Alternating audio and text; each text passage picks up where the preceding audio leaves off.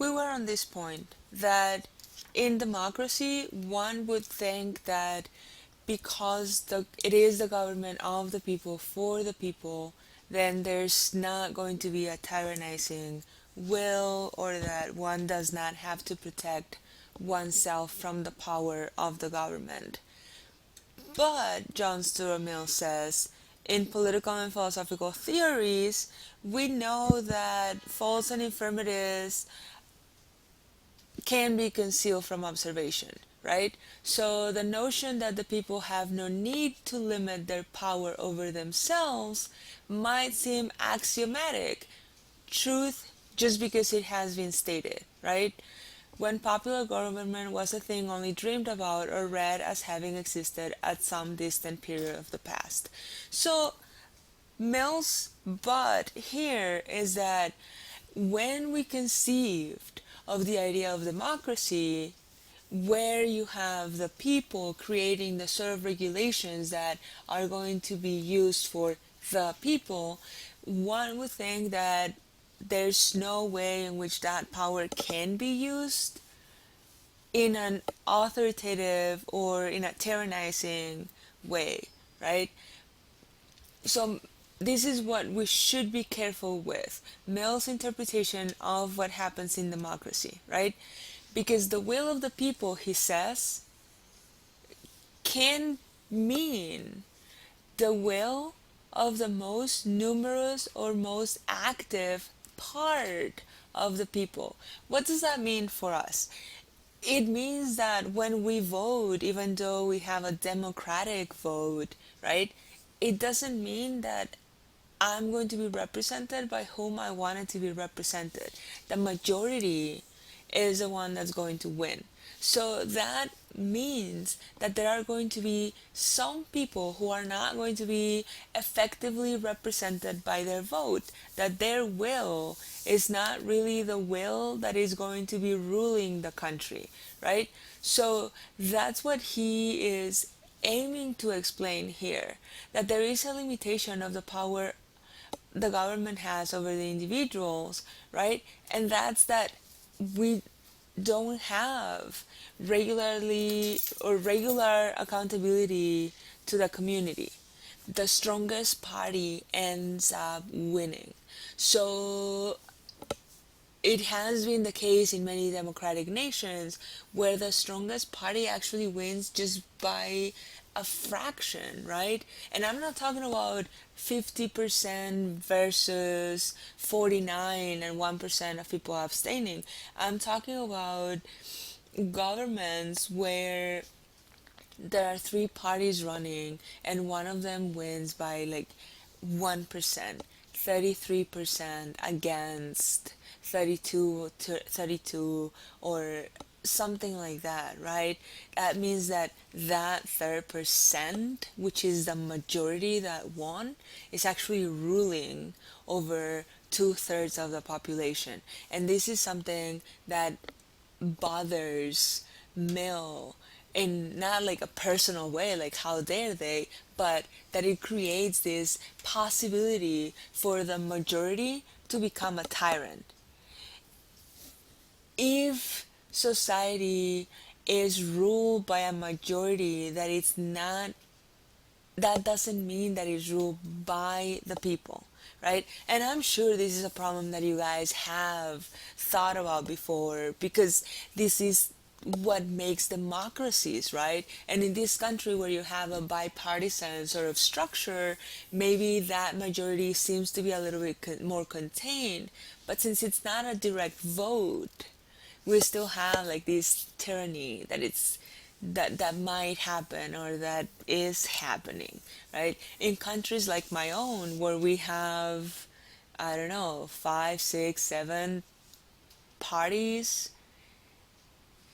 presenting candidates for office, you have that majority of votes doesn't mean majority of people. And it can be that our representations are not actual representations of what a democracy was supposed to do, right? So for Mill, even under democratic governments, there's a need to protect And this protection is going to be against the majority of the people.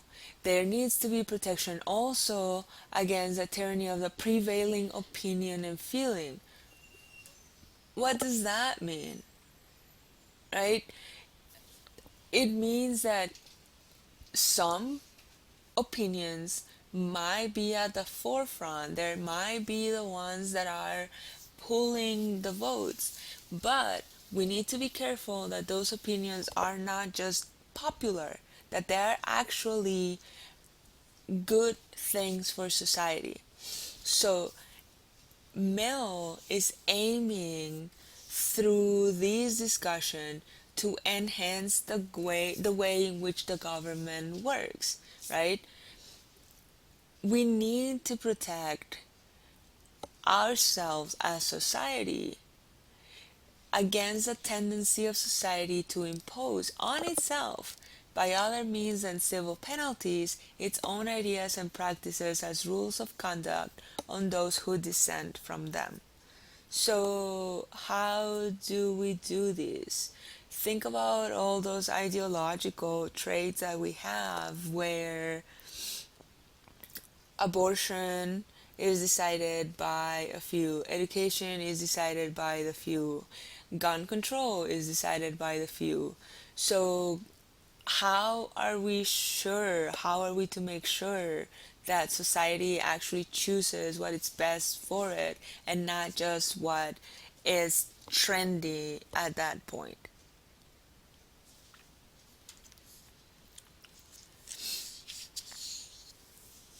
Right? So, what we want is harmony in the way in which the government works, harmony in the way in which the individuals are protected in some, even if it's a minimal way, they're protected from what even democratic governments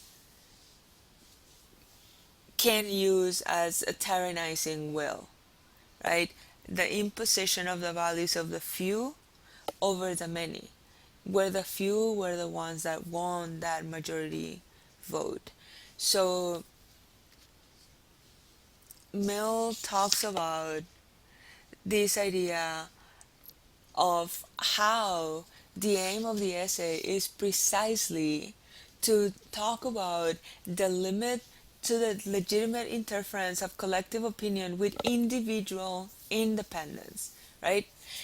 He acknowledges that when you live under a majority, when you live under a democracy, fine, the majority is going to win, but that doesn't mean that their opinion should penetrate, should seamlessly form the one and only form of conduct that we have in the country. And in order to maintain against that encroachment, it is indispensable that we are protected against political despotism. How do we do that? By asserting the freedom that the individual have, by asserting that liberty, that civil liberty of which he is talking about, right? So he wants to say that we need to place a limit here. The powers that are going to be adjusted need to be examined. We need to make sure that the government has certain control, but that control is not overwhelming, that it doesn't asphyxiate the individual, that the individual can still have an independent mind outside of what the government is telling him or her to do, right? So these are the questions that are going to be at the bottom, at the core of On Liberty. And one of the things that Mill is going to argue is that the reason for doing this is a sort of utilitarian approach to society. What we ought to look for is the greatest happiness for the greatest number. So while the majority of individuals might have voted for a certain government, within that structure, we still want to have an opposing vote, because having this dissent, having this patriot of which he talked about right at the beginning of the essay, is actually going to guarantee that our societies are not stagnant, right? So if societies become overzealous, we lose divergent ideas, we lose creativity. If a class becomes too powerful and they are the rulers, we become an oligarchical system, then we're going to be ruled by their ideas, right? And if we have a servile mentality, we might just be aiming to please the masters. And in doing that, we're actually losing the core of what made this society a society, right? So for him, the question is, where does the individual stand? And he says that the individual requires some protections, right? That keeps our ideas, that keeps some sort of intimacy away from control of the government, away from this manipulation that the many can do against those who didn't vote, against those who were not represented, right? Why? Because in that idea of the greatest happiness for the greatest number, counterpoint is always desirable. We don't want everyone thinking the same way. We actually nurture our societies by opening up, by adding up new avenues, by having people who dissent, by having people who contradict, by having people who protest the rights that the many think we all ought to have, right? So that's precisely what Mill is going for here on Liberty. There are certain individual rights, my civil rights, that ought to still stand intact, because if I lose those, then my society is no longer a democratic society, it became a tyranny, right? In order to do that, Mill is going to postulate one of the most important ideas of liberal societies, and is that of harm to others. And this is a principle that is going to sound very appealing, but we're going to talk about how difficult it is to actually pinpoint activities that citizens can do that carry no harms to others. But in order to talk about that, I'll see you in the next 15 minutes.